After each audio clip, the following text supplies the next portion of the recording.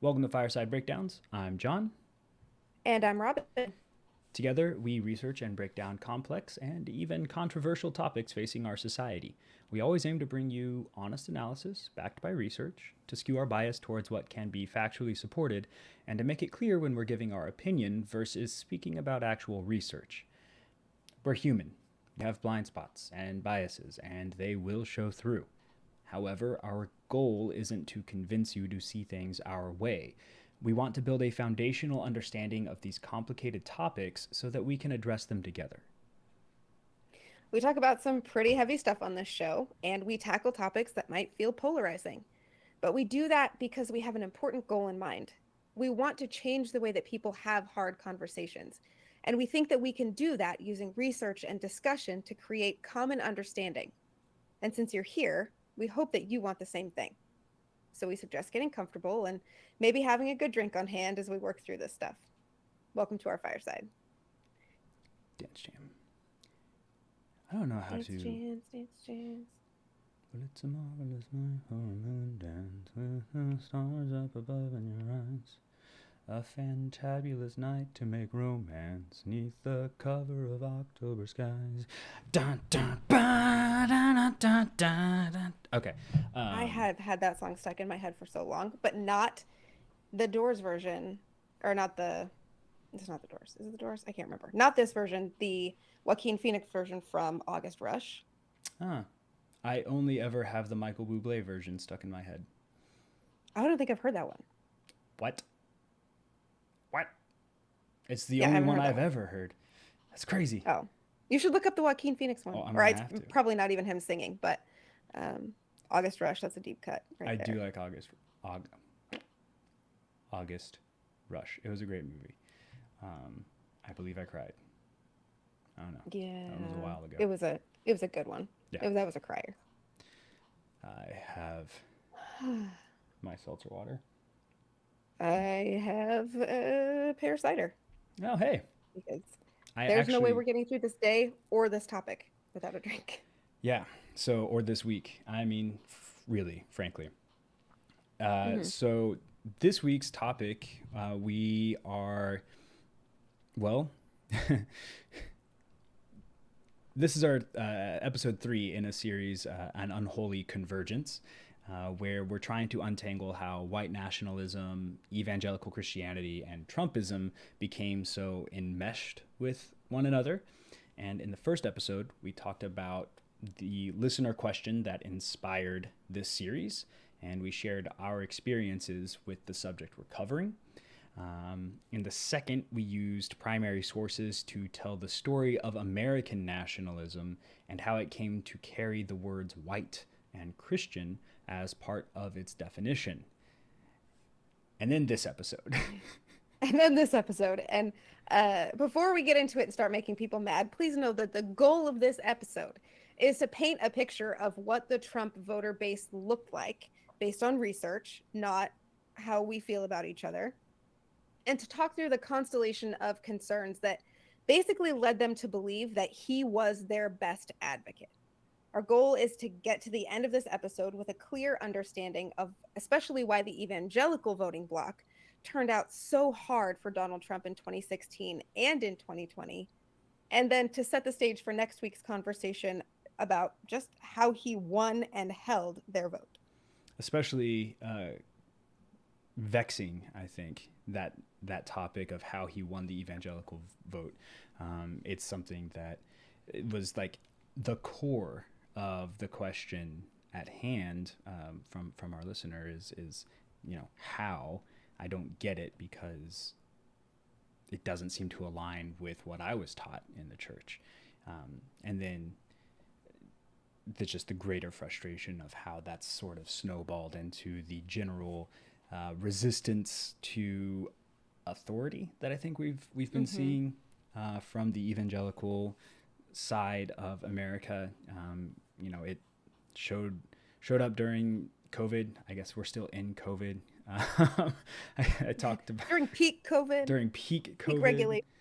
Yeah. Yeah. So I'm this that was actually this turned out this particular episode started as one discussion about what Trump voters sort of, what identified them, what their concerns were going into the vote, and then evangelical voters, and like that was all supposed to be one, but the research out there is profound, and there's a lot of it, and so we actually ended up having to split this one into 2 episodes in twain. So very enlightening though, as we've been researching and reflecting on the question we're trying to answer with this series.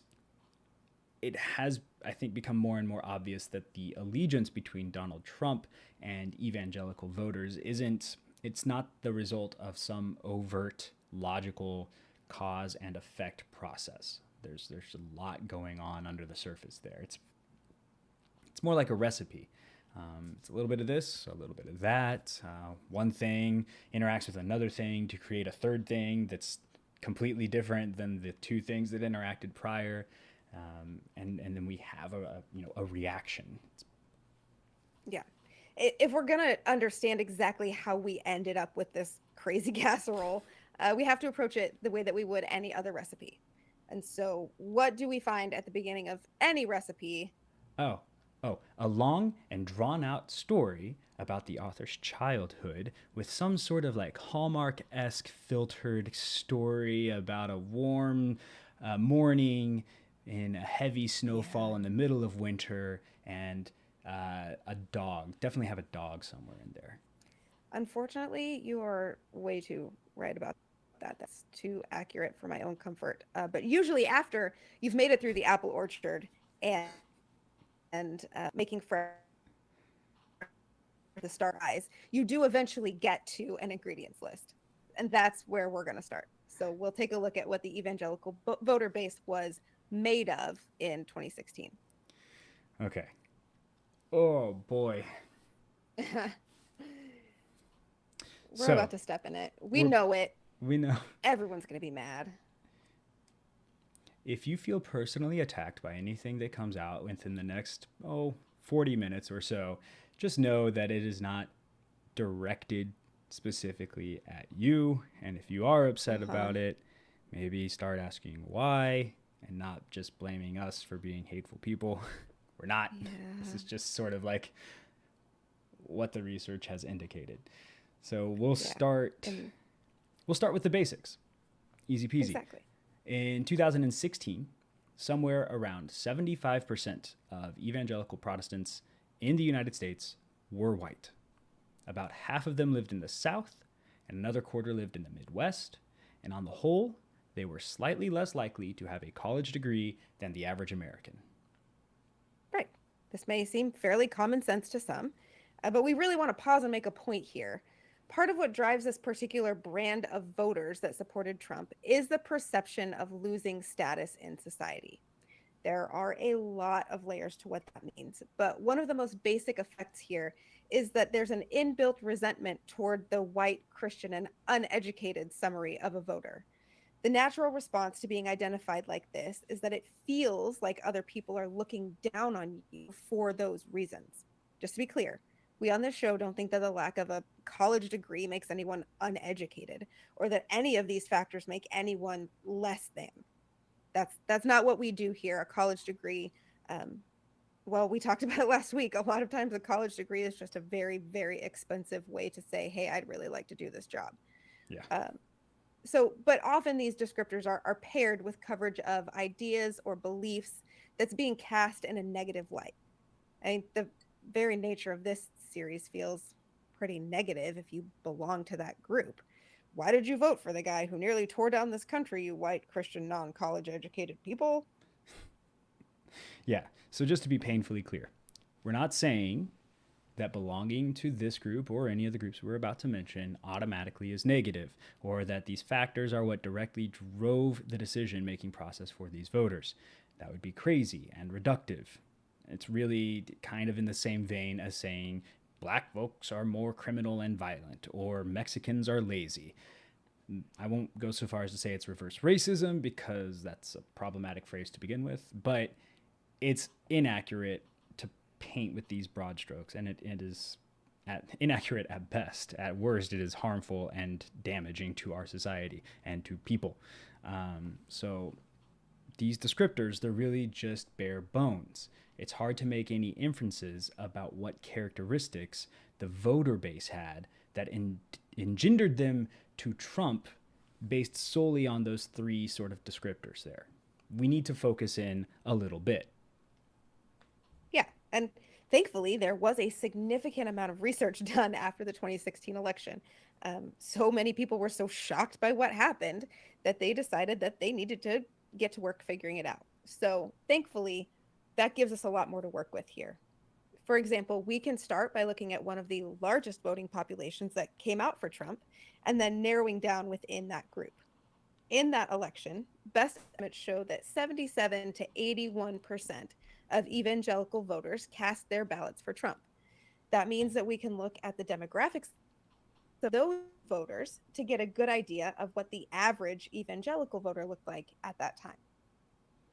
To do that, we're going to use a combination of research reports put together by the Pew Research Institute. These reports examine several data sets, including verified voter files and incorporated self-reported information to build a representative picture of the voter bases for both Trump and Clinton in 2016. Of course, this information is just that, it's representative. No one is making the claim that these numbers are, accurate down to the decimal, but they do give us a statistically relevant picture of these groups. If you're here, allow us to give you or if you're new here, rather, you've probably heard this several times before if you've just been here, but if you're new here, allow us to give you a very abbreviated speech on statistics. When you read a report with a headline like 60% of Americans like cream in their coffee, or 20% of millennials spend too much on avocado toast, the researchers compiling the information did not reach out and ask every American about their coffee preferences or every millennial how much they spend on brunch.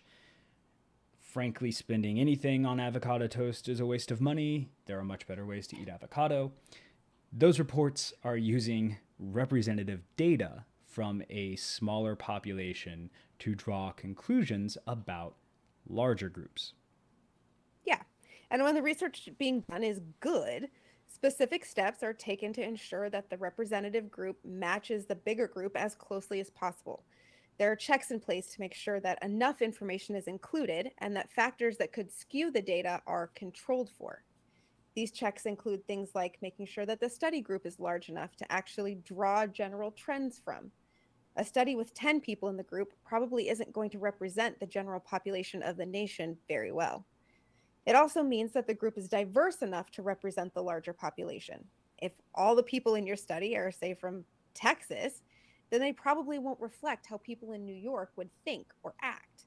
That's one reason that we're so careful about the sources that we use. We want to make sure that we're giving you the best information that we can. And we're confident in the research that's been done by Pew in this circumstance, but we do always cite our sources. But we do always cite our sources so that you can check them out for yourself, review the methodology, and let us know if you disagree. Okay, back to our regularly scheduled programming. Okay. The Pew research showed that Trump was especially popular among older men and men without college degrees. That definitely tracks with the average evangelical at the time. In fact, only about 1/3 of Trump voters represented in the Pew research had college degrees at all. We also know that age played a significant role in 2016. Only 13% of the eligible voters in 2016 were younger than 30, while 57% of voters were over 50. These voters aged 50 plus favored Trump by an average of 2 points, so there were roughly 52% of them favored Trump, while 48% favored either Clinton or a third party. Interestingly, though, Trump wasn't all that popular among low-income voters. Instead, he seemed to appeal more to middle-income folks. Using exit polls and Census Bureau data, Nate Silver from 538 estimated that the median household income of a Trump supporter in the 2016 Republican primaries, before Trump clinched the nomination, was $72,000 a year. It's pretty far above the national median of $56,000. Exactly. And the fact that you just pointed out that this was in the primaries before he clinched the nomination reminded me of something that I really did want to point out. Sometimes that information from the primaries is a little bit more representative of the people who are the most actively for a candidate. Because we do know that with the two-party system that we have right now, there are a lot of people who will vote for the candidate from whichever party they most align with, regardless of how they feel about that candidate's policies Hmm. or their perceptions or their personalities. So we did have a decent sized group of people after the primaries who decided that they would be casting their vote for Trump simply because he was the Republican candidate. Yeah. Party line voters, actually. That's a Exactly. very And common phrase. Yeah. that's one of those things that can kind of shift the data when we're looking at the intentionality and alignment of voters with the candidates that they support. Another thing that we know was that Trump was very, very popular with white men and with white voters overall. 88% of the people who voted for him were white, and those voters were also overwhelmingly rural or suburban residents, which again tracks with what we know about evangelicals in 2016. The study done by 538 also found that Trump supporters were less likely to live in neighborhoods with a significant number of immigrants or non white residents. And then reinforcing that connection between these Christian voters and Donald Trump, the Pew Research showed that religious affiliation and church service attendance were both correlated with a vote for Trump. We mentioned earlier that he carried more than 3/4 of evangelical votes, but more than half of white mainline Protestants and 60% of white Catholics who cast their ballots also cast their ballots for Trump. And the more church services that a voter attended, the more likely they were to vote for Trump. So nearly 60% of folks who reported attending church at least weekly cast their vote for Donald Trump. And I would imagine that if we started to count the the higher numbers of church services attended per week, you'd start to see that number skew upward. We were just talking about back in the olden days how many times we would find each other or find ourselves at church. Yeah. And I mean, 3, 4, sometimes 5 is not unrealistic in Yeah. a week. There was actually a typo in here when I first looked at it that said people who attended church 5 times a week were likely to cast their vote for Trump. And I was like, 5 times a week? Who has the time to go to church 5 times a week? But then I started thinking about it, and like my family went to church in some form like 5 times a week for a while Yeah. there, like twice on Sundays, literally, Wednesday. And then there was a like a small group that we would go to, which was it was basically like Sunday school at some point throughout the week, and then Sunday school. So if you count Yeah. that, that's 5 different like church study groups, social Yeah. events, whatever, within the span of a week. It is, looking back on it, a little intense. It's a lot. Yeah. Exactly.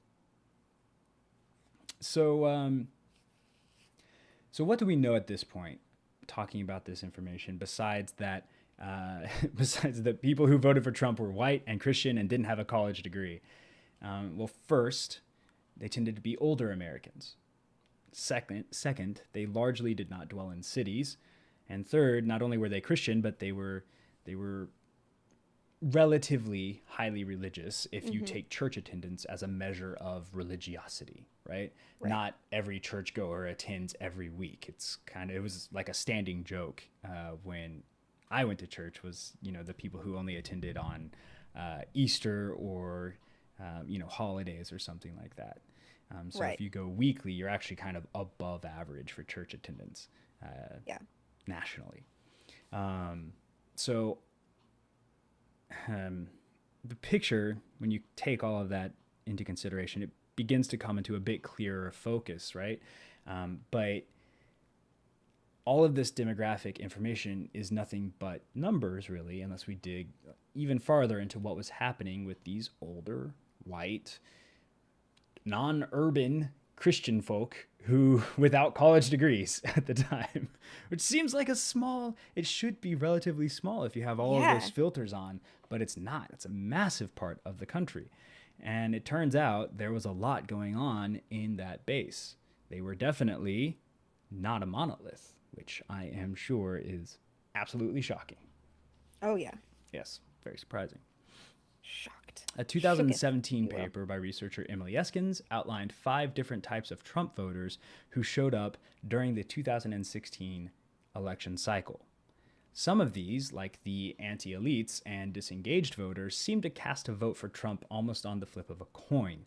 Their whole vote was determined by who would disrupt the most, or whoever they heard the last soundbite from, or who their friends were voting for, which means that there is really no predictive value to determine who they would vote for.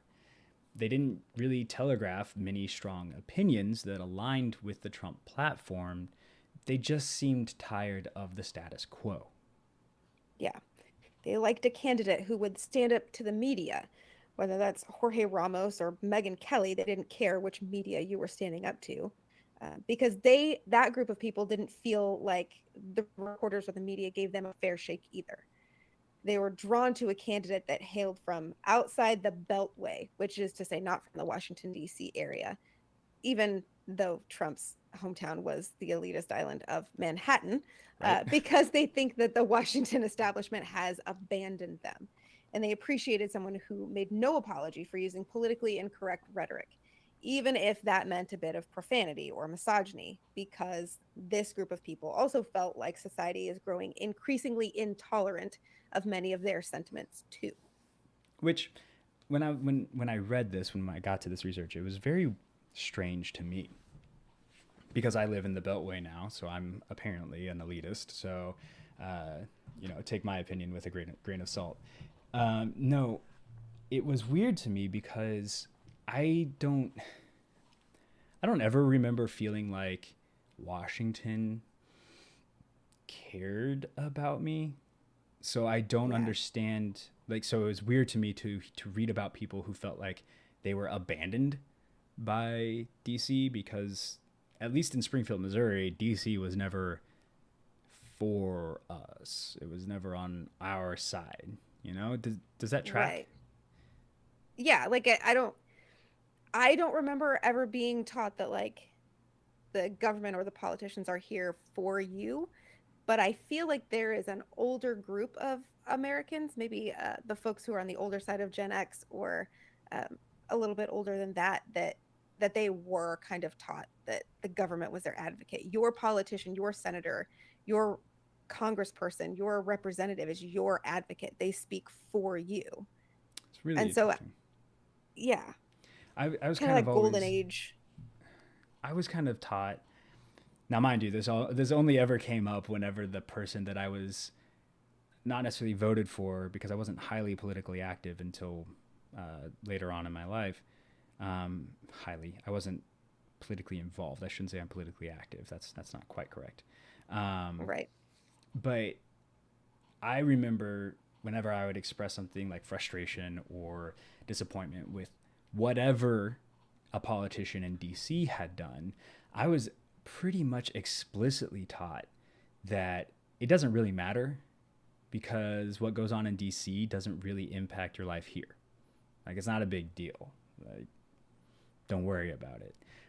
Um, so then, and to hear that people feel abandoned by the same sort of people, the same institutions that they were typifying as not mattering in the first place.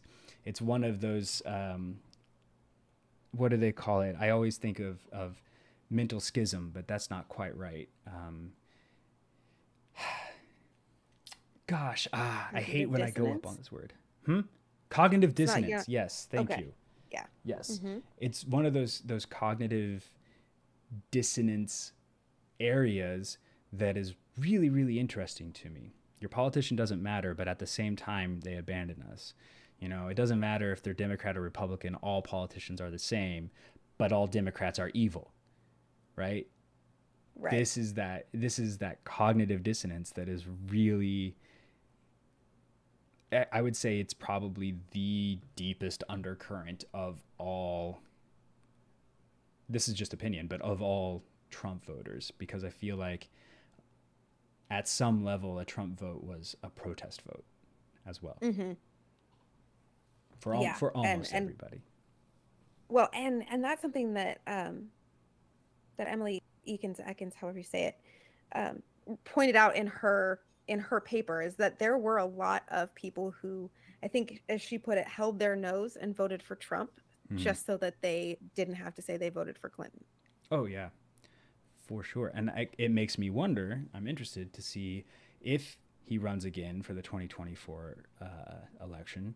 Um, will those same people that have now experienced the Trump presidency and saw where it led, will they vote for him again? Will they hold their nose again? If it's Trump or Biden in 2024, because Biden has said that he will run again at this point, I think, pretty Interesting. sure. I think there was a caveat that was basically like, if I'm, healthy enough to do it, of course I'm going to run again. But Mm-hmm. yeah, so if he does run again, will they hold their nose and vote for Trump again, or will they vote for Biden again? Because a lot of people held their nose and voted for Biden too. So Yeah. what happens in that And scenario? I know. Good news. Good news. We have a whole episode planned on that, actually, I know. I'm where we just can do a building an. funny trail and digress and all of those things. I'm building the anticipation for that. Seeding those questions. This was all definitely planned and on purpose, and not because I was just very Right. curious about it. Right. Well, and so as we're looking through those five different types of Trump voters, you have your anti elites and you have your disengaged voters, but the really strong groups that came out for Trump were the staunch conservatives, right? The people who are incredibly politically active. They have a pretty darn factual and accurate understanding of what's going on politically, but they have a very hard line conservative perspective across the board, Yeah. from social to fiscal um, to moral and ethical conservatism across the board. And then you also had the American preservationist groups that came out in force. And I think we talked about them a little bit the last time, Yeah. but And those are the folks who really believe that in order to keep America the best version of our country that it can be, there are certain boundaries that have to be drawn around identity. yeah. And we saw that those were the two largest groups that came out in support of Donald Trump. Yeah. I think we talk about the American preservationists again here in a little bit. Um, Regardless, whenever you take all of these factors that we've been discussing and kind of blend them together, it begins to paint a picture. To mix our metaphor, we started with a recipe and now we're painting a picture. So Yeah, of what the it paints that very late picture. writing these metaphors. Very late. Well, I'm the one who actually started the painting metaphor. You started the cooking metaphor. And Oh, together we have created our own unholy abomination of metaphor. But regardless, taking this all into account, it sort of paints this picture of what the average Trump voter was concerned about. Older, white, highly religious suburbanites and rural families with some level of financial stability who felt that they had played by the rules of our society to achieve their success. And this group is who voted for Trump. And they were beginning to see national sentiment about their attainment of the American dream shift and change and be questioned. Though these people had quote unquote won, right? They were now being told that the game they had worked so hard to win was rigged in their favor. mm-hmm. There was a constant undercurrent of being portrayed, these groups being portrayed rather, as morally deficient, despite the fact that these groups followed the rules. Right. It was like all of a sudden in 2016, they were being told, hey, all of that stuff that you worked so hard for, you only got because of your demographic categories. You're right. Yeah. And I mean, I feel like I would. Well, we talked about it when we were talking about Justice Jackson and the controversy over stating explicitly that you're going to nominate a black woman to the Supreme Court. Mhm. I don't want to feel like the achievements that I've made have anything to do with my demographics. I want them to feel like they're my accomplishments. And so we saw this feeling manifested in the backlash that ended up with Trump winning working class whites by a margin of more than 2-1, outpacing Reagan's historic highs in 1984, even. The problems that they were facing weren't that they didn't have what they needed to survive. It was that they feared that what they had attained already was going to be taken away from them. Remember, Trump didn't do very well among those that were currently experiencing the most hardship. He wasn't perceived as an answer to that suffering, but he was a prophylactic, a protection, and a guarantee for those who were already in kind of a stable place that things weren't going to get any worse for them. We can see that if we take a look at the results of how he performed among manufacturing workers. An analysis by Gallup showed that Trump was actually less popular in places that have seen the sharpest decline in manufacturing jobs. That is, in the places where the jobs were already gone, Trump didn't do that well. However, in places that still had some sort of manufacturing base, but the people weren't likely to move up or improve their situation, or where mortality rates were higher among middle aged whites, Trump did much, much better. Yeah, we also have to consider the fact that white men have seen their incomes fall over the past 40 years when compared to women and non whites, right? They're not growing at the same pace, despite the fact that whites are least likely to live in poverty, and the median worth of a white household is 13 times greater than a black household in 2016. The gap between the two groups is narrowing somewhat. And we're nowhere close to parity, of course, but if all you're hearing is that certain groups need to be paid more or given preferential hiring policy while you're struggling to meet your own needs, well, as Kevin Drum from Mother Jones wrote, it's certainly something that helps explain why white men are angrier than most people about their economic position. This is why, in part, that Vox's Matthew Iglesias has argued that it's racial resentment, first and foremost, and not the economy, that accounted for Trump's popularity.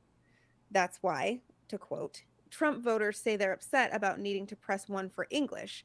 They're mad that Black Lives Matter protesters are slandering police officers, and they're worried that Muslim and or Mexican immigrants are going to murder their children. Wait, And wait, these wait. were all sentiments. Yeah, I didn't mean to interrupt you. They were all No, sentiments. you're these were all sentiments that we heard in conversation, that we heard in policy Mhm. as the election rhetoric was going forward. Yeah, and I was just gonna say, like, if we if we go and say these things, if we say that Trump supporters are racist or misogynistic, aren't we painting everybody with that same brush that we were saying earlier was not okay to paint people with? Like, is this not the Right. same? If we say what we have said, which we have said, this is a very confusing way to word it. If we go with this racial resentment thing, let me word it that way, this racial resentment quote, are we saying that all Trump supporters are racist or misogynist or xenophobic? The answer to that, obviously not. We are not saying that. Right. I mean, like, this whole show is about nuance. So, genuinely, I feel that many, probably, maybe most of his supporters truly view issues about economic equality with no active consideration of race or gender. I'm what I'm saying is that these factors have like roots in subjects of race and gender, but the people who are considering those factors, they don't really actively consider that aspect of it when a Mm-hmm. politician says we need to strive for equity. It never kind of makes it to that stage. It's more that they hear, we need to close the wealth gap and help those who need it most. And the automatic thought after that is, well, who is going to pay for that help? Who's going to pay for that aid? It's going to end up being me. My taxes are going to go up. I can barely pay for myself now as it is. And it's not that I don't want to help these people or these groups. I just have to think about my own, precarious position first. And we know that people, in 2016, there was a large part of the population that was struggling to make ends meet, that were living paycheck to paycheck. We know that only increased in the past couple of years because the world shut down. So it is, even though Trump voters are in the median of the income range, as we mentioned earlier, they're not on the low end of the range. It doesn't mean that they are making enough money to live comfortably or to achieve the lifestyle that they want, which often goes into those calculations of like, am I making enough money? It's not necessarily about, do I have a roof over my head and food on my plate for some people. It's, can I live the life that I want to live? Can I comfortably do the things that I want to do? Can I take my vacations, and can I buy the toys that I want to buy and have the experiences that I want to experience, and do so comfortably?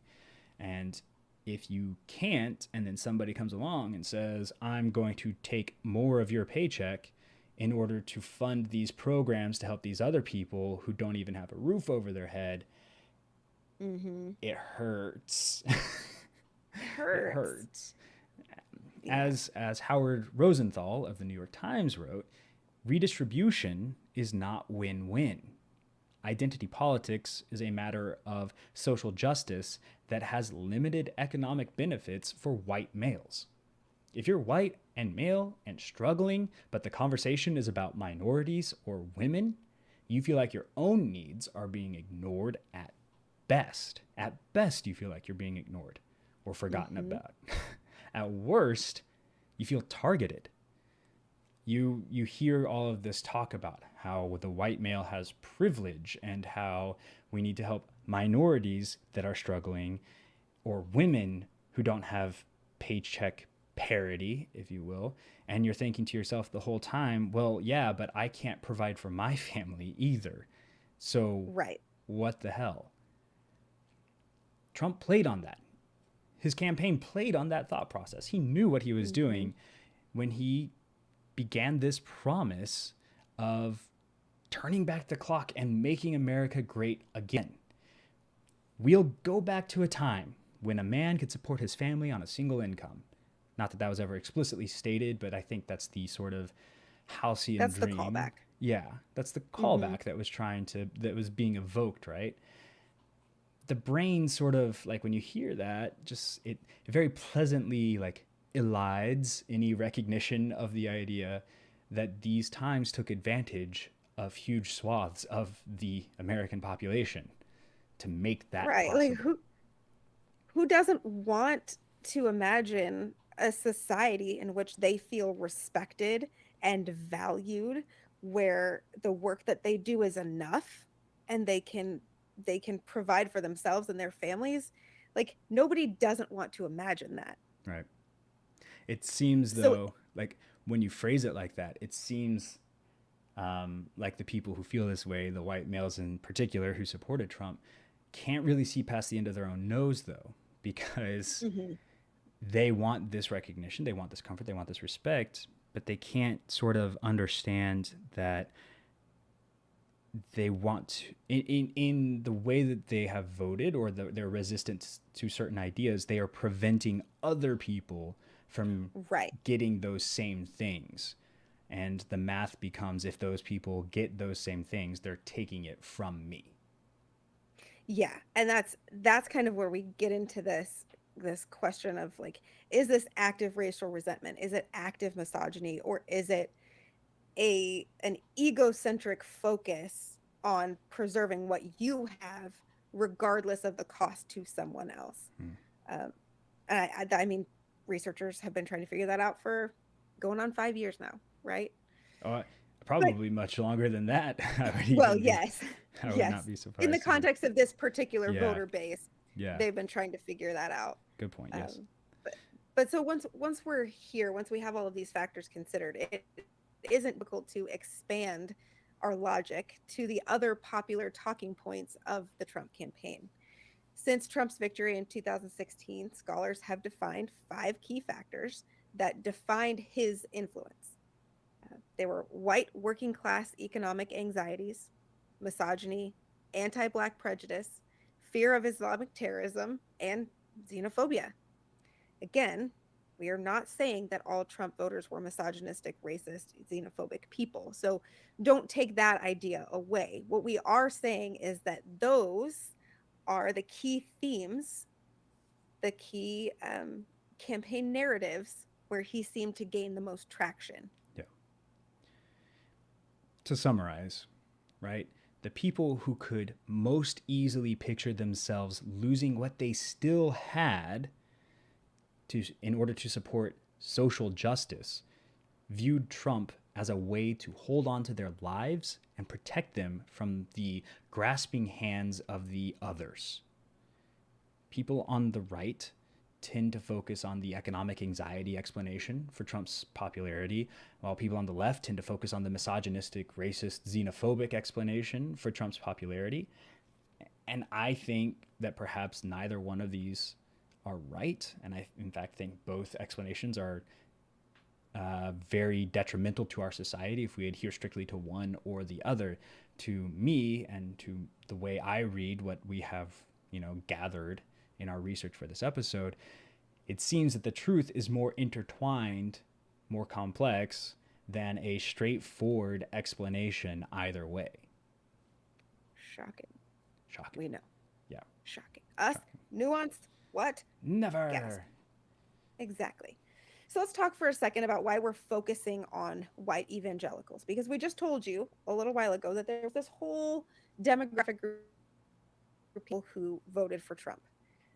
But when we start to drill down on these factors, I think it becomes a little bit more clear why we're focusing on the white evangelical voter in this series specifically. It's obviously more complex than, well, I'm a white Christian, I have no choice but to vote for Trump. There's a strong interplay in the concerns of the general population and the ideologies of these voters. The key seems to be the growing anti-establishment sentiments that were held by many evangelical Christians. This was and is demonstrated by the fact that the anti-establishment Tea Party movement draws disproportionate support from the ranks of white evangelical voters. Not only are conservative Christians solidly Republican, again, generally in trend, they are also fierce traditionalists who feel like their values are increasingly under assault by modern society. You can see that, look at how hard the Republican push, the conservative push to install Supreme Court justices that agreed with their mentality was. Look at the rallying cries behind, eliminating abortion rights, about eliminating non-traditional marriage. We like to call it, same-sex marriage or something like that. But the phrasing that they use when they're campaigning is either traditional marriage or non-traditional marriage.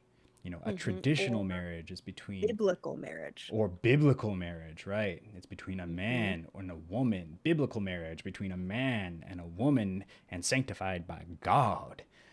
Sorry, came out. It's just like the messaging does not hide the concerns, right? There's no disguising what they're truly concerned about, and it's a departure from these traditional, in their mind, these historically American traits. But none of these factors that we've talked about earlier are strictly white evangelical traits. Not, xenophobia or racism or misogyny is not something that is necessarily, it is not taught by white evangelicals, right? There's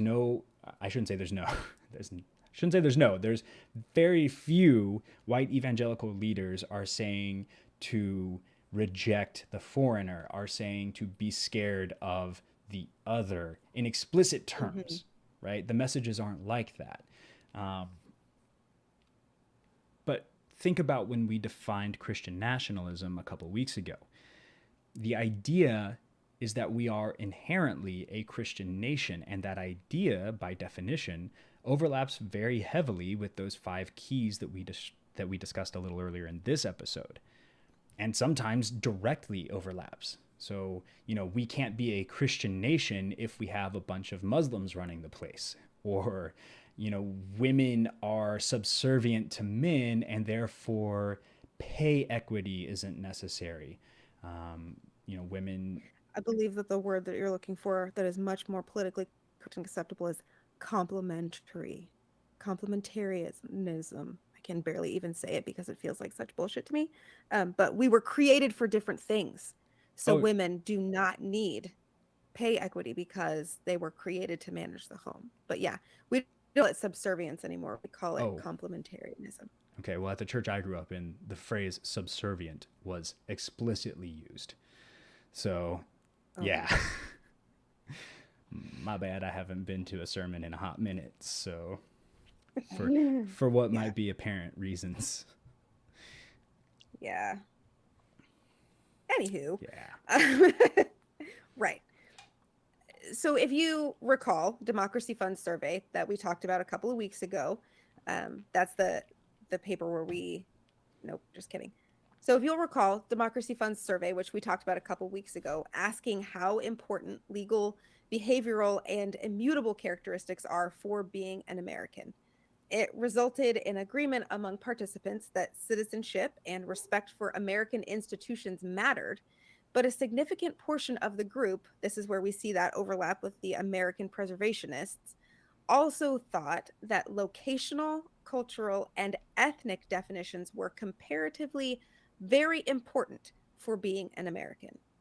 Another Democracy Fund survey found that American preservationists are 20 to 50 points more likely than other groups of Trump supporters to say that it's very important to have certain ethnic and cultural identifiers in order to be truly American.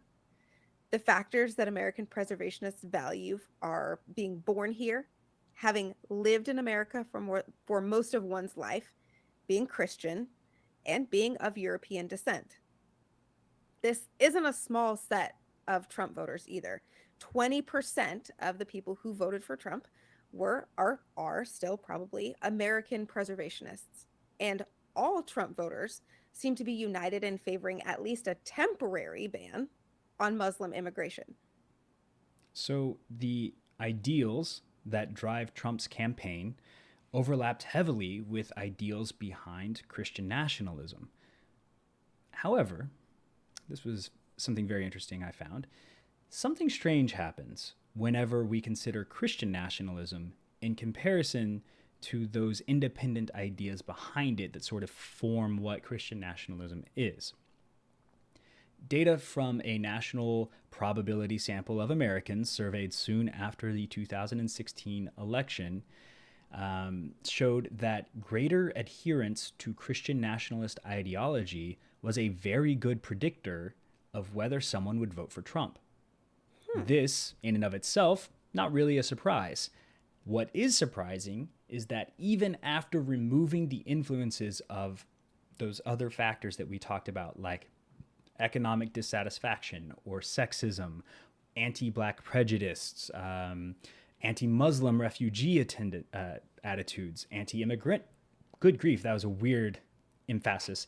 Anti-immigrant sentiment, measures of religion, sociodemographics, and just general political identity. When you take all of those out of the equation, Christian nationalist ideology by itself remained a strong predictor of whether or not someone would vote for Trump. So even though Christian nationalism is correlated with a variety of these class-based and sexist and racist and ethnocentric views, it is not the same as, it's not synonymous with those views. It operates as a unique and independent ideology that can influence political actions by itself.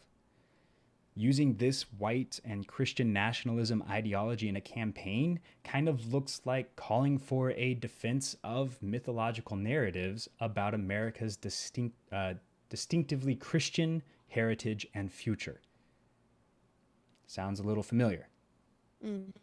And at the end of the day, you hear it as, we were formed a Christian nation and we will only prosper moving forward as a Christian nation. We need to make America great again.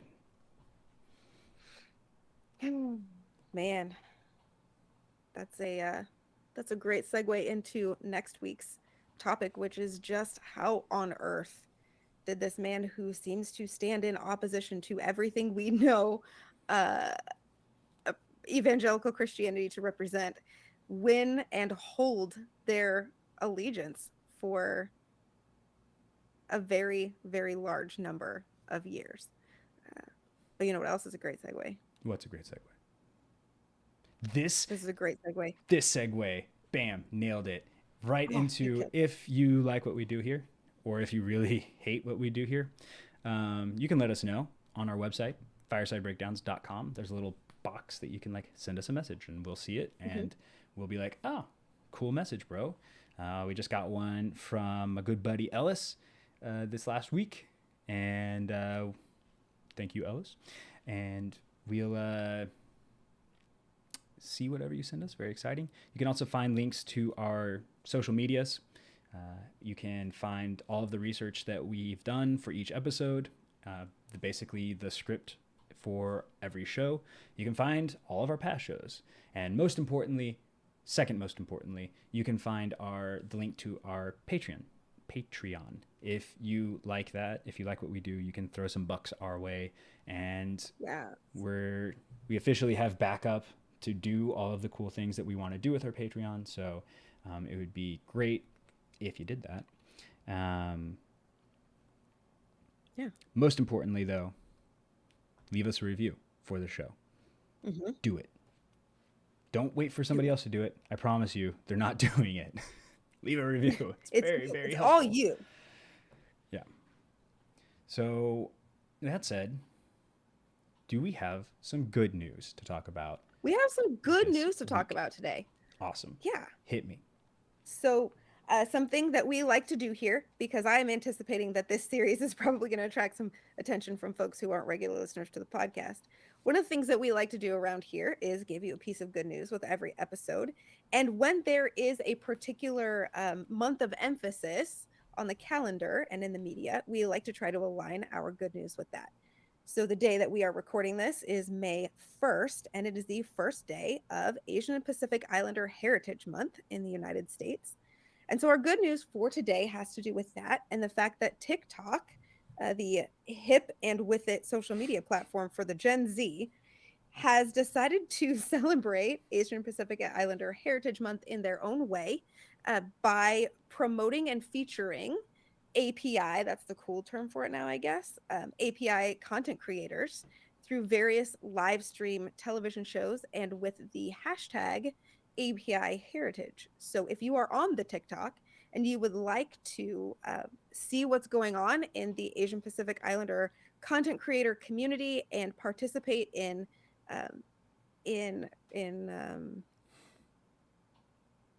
I literally, my brain just completely farted. Just shut right off mid-sentence. It did. Off. Participate in elevating the work that they're doing and in replicating their voices out to the community, then you should definitely check out that hashtag, check out the TikTok, or if you happen to be of the millennial Instagram generation, I am confident that much of that will also get shared on Instagram. So you might just actually check out that hashtag there as well. I have, to this date, managed to resist the siren call of the TikTok. I also find it amusing to call it the TikTok. Yes. It's kind of like saying the Nintendo. I'm sure. Or the Walmarts. That one's horrible. Walmarts. The Walmarts. Ugh, disgusting. I'm really hoping. I'm not gonna lie. I was hoping, because I didn't know what the good news was. I was hoping that it would be a Moana 2 but Oh man, I love that movie. guess not. Such a good movie. It was so good. So good. I mean, it's a little passe at this point, but you know, if you're looking for a cool movie that you could watch to celebrate this month, Moana would be one, but also the brand new Pixar movie Turning Red, absolutely phenomenal, and does a really good job of highlighting Chinese culture You in a mean really cool way. the movie where Disney tries to convince our children to be satanic? Mm-hmm. I like how you didn't even push back on it. Yeah. Yeah, that's the latest I one. mean, let's Ads. let's just talk about how shocking it is that young female humans experience a thing called the puberty. That's another thing people are complaining Oh, about is I that know. we shouldn't talk to our kids about that. I'm Kids like, shouldn't listen, know. guys. Kids shouldn't be equipped with the knowledge of, how life works because that's dangerous. I don't know. Yeah. It's the same. You know what? This is getting into a conversation about why we still don't have good sex education in public schools and so on and so forth. And we don't have time for that today. We don't have time for that. But if you want to hear it, Nope. send us a note on our firesidebreakdowns.com Yeah. Or website. leave us a review. Let us know. Okay, that's Or it for even this one. We like are a getting comment. out of here. Have a wonderful week. And until we talk to you next week, take care of each other.